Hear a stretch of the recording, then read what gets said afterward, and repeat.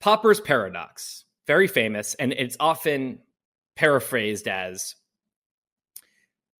in order to maintain a tolerant society, we must be intolerant of intolerance.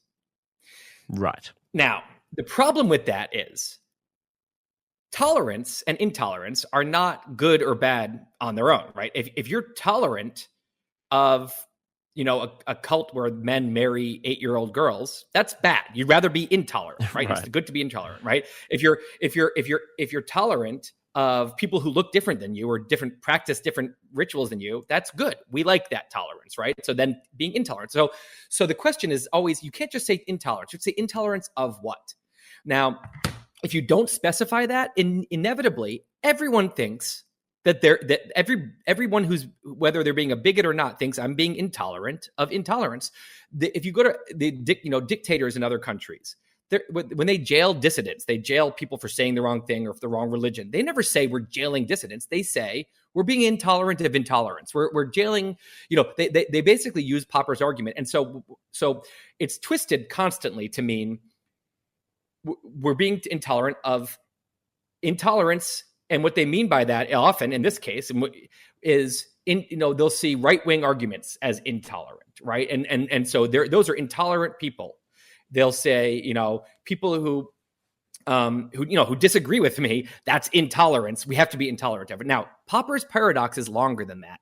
And he actually says, and I have it here, he says he doesn't imply that we should suppress the utterance of intolerant philosophies. As long as we can counter them by rational argument and keep them in check by public opinion, suppression would certainly be unwise. But we should claim the right to suppress them if necessary, even by force, for it may turn out that they're not prepared to meet us on the level of rational argument, but begin by denouncing all argument. They may forbid their followers to listen to rational argument because it's deceptive, and teach them to answer arguments by use of their fists or pistols. Sorry, their fists or pistols. But we should therefore claim in the name of Fists tolerance. and pistols, So I like it. This That's is going to so be my next important. book. Yeah, it's so important because he specifically is saying that we shouldn't be intolerant of intolerant philosophies. We should be intolerant of people who are trying to shut down all argument. Right. That is what his part, and that's so. And so. In other words, we should be intolerant of the people who are tweeting about Popper's paradox. Yes, correct. It's so I have a comic and I show that, someone says something, right? And then another person says, those are intolerant ideas. Popper said we have to be intolerant of intolerance. Stop him from talking. And I circle the stop him from talking. And I say, that's what Popper actually said. We have to be intolerant of is to stop him from talking. So anyway, it's frustrating because in the Twitter sphere, you can't.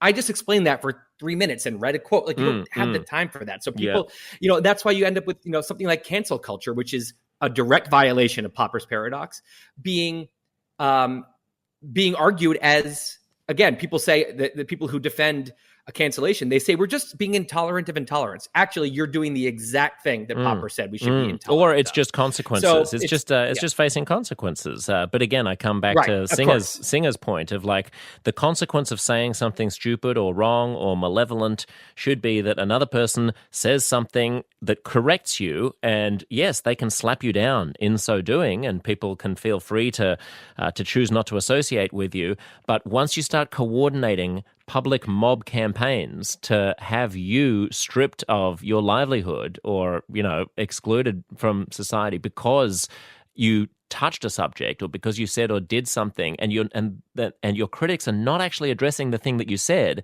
they're simply saying prima facie the fact that you said it is reasons for mob exclusion. That's the to put issue. Terms to it, we could say criticism culture attacks ideas. That enriches discussion. It's good. It helps lift up the best ideas. Cancel culture punishes people for saying the things. So cancel culture shuts down discussion. It protects the ideas, and it protects the ideas of the culturally powerful. Criticism is a staple of liberalism. Cancel culture is the epitome of illiberalism. So they're actually opposite things. But if we can't define our terms, then it just seems like, someone who's criticizing cancel culture, well, now they're doing the canceling, and you can see how very quickly you can just get confused here. But these are distinct and opposite things: criticism and canceling. I saw someone denying that cancel culture existed on social media because Louis C.K. just played Madison Square Garden, therefore he hasn't been cancelled. I'm like, well, they also say that cute. about Joe Rogan. They say that, Joe Rogan and Jordan Peterson are on these huge platforms saying their things. It obviously doesn't exist. But what I would say to that is, that sounds to me like someone saying, oh, Obama was president. Obviously, racism isn't a thing. Oh, right. Caitlyn Jenner was on the cover of Vogue magazine. Obviously, transgender people don't face any problems anymore. Right. Just because big time people on big stages can survive and does not mean there's not a giant problem. Also, those giant people have to carve out their own shtick. I mean, not in the case of Rogan. He has a relationship with a big company, Spotify, but it's a big new tech company. He's not being published in the New York Times and probably wouldn't be, even if he wanted to be. And, the fact that Louis C.K.